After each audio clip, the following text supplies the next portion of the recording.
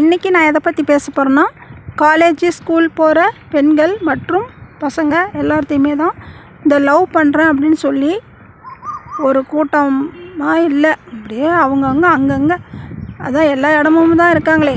School பசங்க 8வது 10வது படிக்கிறாங்க, அவங்க லவ் பண்ணுறேன்னு சொல்லிகிட்டு இருக்காங்க. அதே மாதிரி காலேஜும் இவங்க வேலைக்கு போய் அன்றாடம் கூலி வேலைக்கு போய் சம்பாரித்து கொடுக்குற பிள்ளைங்களும் தான் ஸ்கூல் போகிறாங்க, காலேஜ் போகிறாங்க.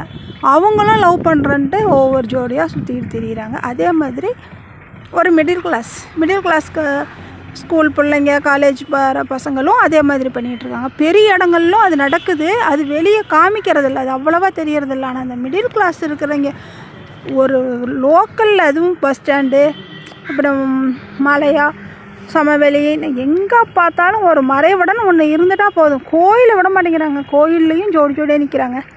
இதெல்லாம் தேவையில்லாத வேலை. பெண்களை நான் சொல்கிறேன், தயவு செஞ்சு இந்த மாதிரி தப்பெல்லாம் பண்ணாதீங்க. பெற்றவங்க கஷ்டப்பட்டு உங்களை படிக்க வைக்கிறாங்க, அதை மட்டும் படிக்கிற வேலையை மட்டும் பாருங்கள்.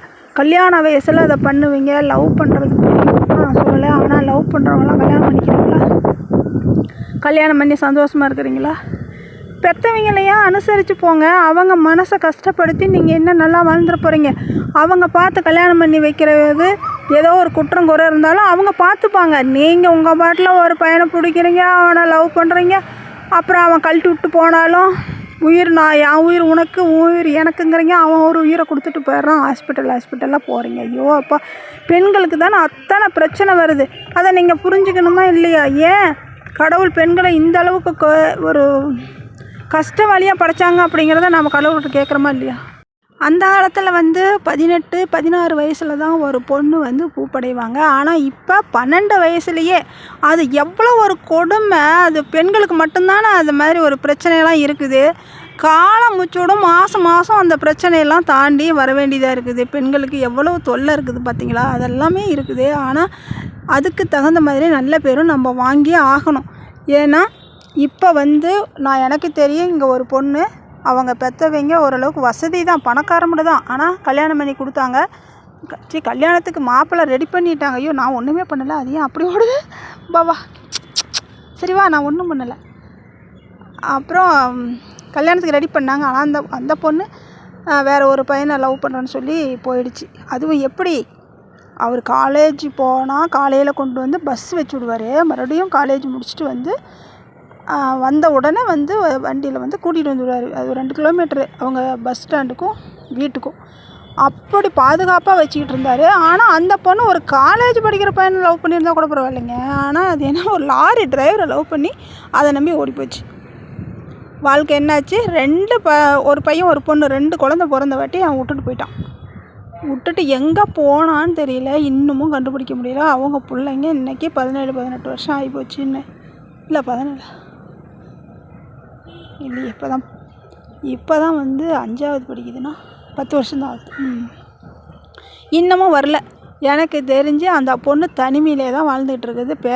என்னடா பண்ணுறதுன்னு அவங்க அப்பா அம்மா போய் கூட்டிகிட்டு இன்றைக்கி அவங்க ஆறுதல் பண்ணி கொடுத்துக்கிட்டு இருக்காங்க ஒரு பெத்த பிள்ளைக்கு, பேரன் பேத்திங்களுக்கு. இப்படி இருந்தால் இதெல்லாம் எதுக்கு உங்களுக்கு தேவையா? அவங்களா பார்த்து கல்யாணம் பண்ணி கொடுத்துருந்தா இன்றைக்கி எல்லாமே அவங்க பார்த்துப்பாங்க. நீங்கள் இருக்கிற இடம் தெரிஞ்சதுனால தான் அவங்க ஏதோ பெற்றவங்க பார்த்துக்கிட்டாங்க. இல்லைன்னா அந்த குழந்தைங்களை வச்சுக்கிட்டு என்ன ஒரு பொண்ணு பண்ண முடியும் சொல்லுங்க பார்க்கலாம்? அனாதையாக போய் நின்றுடுச்சு. ஒருத்தனை நம்பி போய் இன்றைக்கி அவன் உயிரோடு இருக்கானா இல்லையான்னு கூட தெரியல.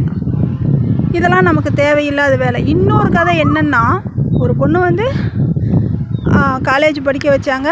கொஞ்சம் தூரம் இவங்க வீட்டுக்கும் அந்த காலேஜுக்கும் ஒரு ஏறக்குறைய ஒரு 50 கிலோமீட்டர் இருக்கும்னு வச்சுக்கிங்களா. அவ்வளோ தூரத்தில் படிக்க வச்சாங்க. அது காலேஜிலேருந்து வீட்டுக்கே வர்றதில்லை. நான் இங்கேயே படிக்கிறேன், இங்கேயே இருந்துக்கிறேன், லீவில் கூட நான் ஒரு கிளாஸ் போகிறேன் அப்படின்னு சொல்லிவிட்டு தேவைக்கு மட்டும் பணத்தை போட்டு விட சொல்லிவிட்டு அங்கேயே இருந்துடுச்சு. அப்புறம் திடீர்னு சரி மாப்பிள்ளை பார்க்குறேன்னு சொல்லிட்டாங்க. அப்புறம் ஒரு நாள் வந்துட்டு நான் வேலைக்கு போகிறேன், அங்கேயே வேலைக்கு சேர்ந்துட்டேன் அப்படின்னு சொல்லிவிட்டு வீட்டில் இருக்கிற அதற்குன்னு பண்ணி வச்ச, அந்த பொண்ணுக்குன்னு பண்ணி வச்ச நகை நட்டை எல்லாமே எடுத்துக்கிட்டு கிளம்பிடுச்சு. அப்புறம் அவங்க அம்மா பார்த்துட்டு எங்கே நகையெல்லாம் காணாமே அப்படின்னு தேடக்குள்ளே தான் தேடி அந்த பொண்ணுக்கு ஃபோன் பண்ணால் நான் எல்லாம் எடுத்துக்கிட்டு வந்துட்டேன். இனிமேல் நான் அங்கே வரமாட்டேன், நான் ஆல்ரெடி கல்யாணம் பண்ணி எனக்கு ஒரு பையன் இருக்கிறான் அப்படின்னு சொல்லுது. எப்படி பாருங்கள், என்ன நாட்டில் என்ன நடக்குது பார்த்தீங்களா, எந்த அளவுக்கு போகுது பார்த்தீங்களா.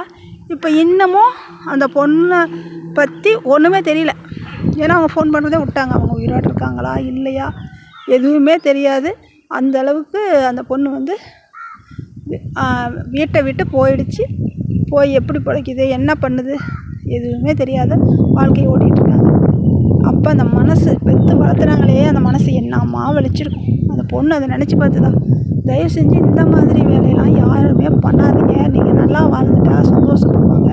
உங்களுக்கு குறை கொட்டனா பெற்றவங்களுக்கு மனசு கேட்காது. இதெல்லாம் நான் ஒரு நல்லதுக்காக தான் சொல்கிறேன். தயவு செஞ்சு புரிஞ்சுக்கிங்க. காலேஜு ஸ்கூல் போகிற பிள்ளைங்களாம் லவ்னு சுற்றிட்டு இருக்கிறது ரொம்ப மனவேதனையாக இருக்குது. எல்லாமே சோசியலில் வந்து அதிகமாக அதுவும் ஃபோன் வச்சுக்கிட்டு பார்க்க பொண்ணுங்க பசங்களும் கெட்டு தான் போகுது. இதெல்லாம் மாறணும். நீங்கள் பார்த்து மனசு வச்சா மாறும்.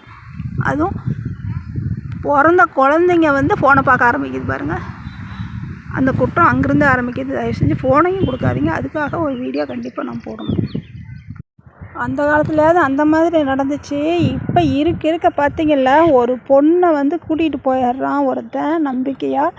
அதை வந்து தெரிஞ்சுக்கிட்டு அவங்க ஃப்ரெண்டுங்கெல்லாம் எத்தனை பேர் ஒரு பொண்ணை சித்திரவதை பண்ணுறாங்கன்னு செய்தியில் எத்தனை கேட்குறோம். பொண்ணுங்களோட நிலமெல்லாம் ஒவ்வொன்றும் எப்படியெல்லாம் நடக்குதுங்கிறத ஒவ்வொரு நாளும் கேட்டுட்ருக்குறோம். அதனால் நீங்கள் உயிரே உனக்கு தான் அப்படின்னா கூட தயவு செஞ்சு யாரையும் நம்பி போயிடாதீங்க. அவன் வந்து உங்களை விற்றும் விடுவான், சில பேருக்கு இரையாக்கிடுவான். அப்புறம் வீடியோ எடுக்கிறதும் எத்தனை சித்திரவதை பண்ணுறாங்க. என்னென்ன நடக்குது. சாமியார்னு சொல்லிக்கிட்டு போகிறதும், சாமியார்னு சொல்லி பொண்ணுங்களை எல்லாம் சேர்த்தி ஒரு கூட்டத்தை சேர்த்திக்கிறது. அப்புறம் அவங்கள வந்து என்ன பண்ணுறான் ஏது பண்ணுறான்னு யாருக்குமே தெரியாது. அவங்களே எதையும் வெளியே சொன்னால் உங்களை அவமானப்படுத்திடுவேன்னு சொல்லி ஏதோ வீடியோ எடுத்து வச்சுக்குவாங்களோ, என்ன பண்ணுறாங்கன்னே தெரியல. அந்த அளவுக்கு எல்லாம் நடக்குது.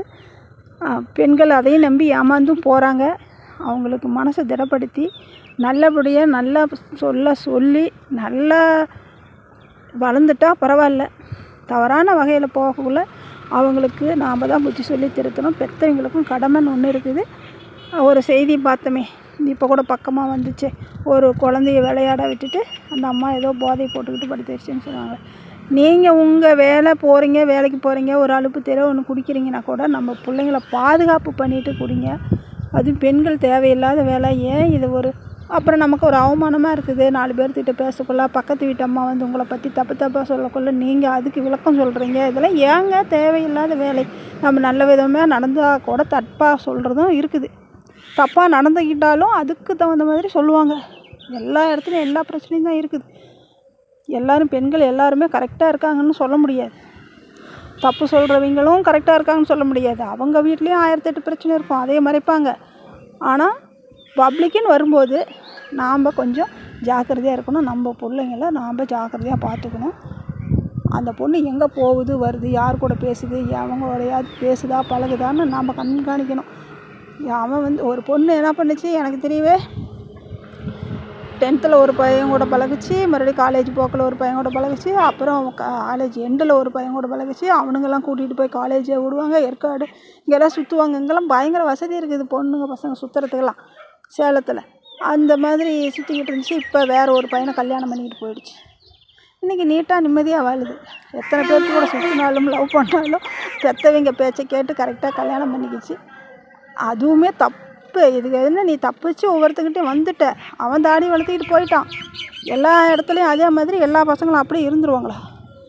நமக்கு தேவையில்லாத வேலை. நான் ஒவ்வொரு வீடியோவிலையும் சொல்கிறது, நாம்பளும் ஜாக்கிரதையாக இருக்கணும். நம்ம பெற்றவங்களும் ஜாக்கிரதையாக பிள்ளைங்கள வளர்த்தணும். பிள்ளைங்க யார் கூட பழகுறாங்கன்னு நீங்கள் கவனிக்கணும். அதுதான் மெயின். இந்த வீடியோ பிடிச்சிருந்தா லைக் பண்ணுங்கள், ஷேர் பண்ணுங்கள், சப்ஸ்கிரைப் பண்ணுங்கள். இன்னும் நிறைய பேர்த்துக்கு ஷேர் பண்ணணுன்னா எனக்கு கொஞ்சம் மோட்டிவேஷனாக இருக்கும். லைக் கொடுங்க. வீடியோ பார்க்குறீங்க அத்தனை பேருமே லைக் கொடுங்க ப்ளீஸ்.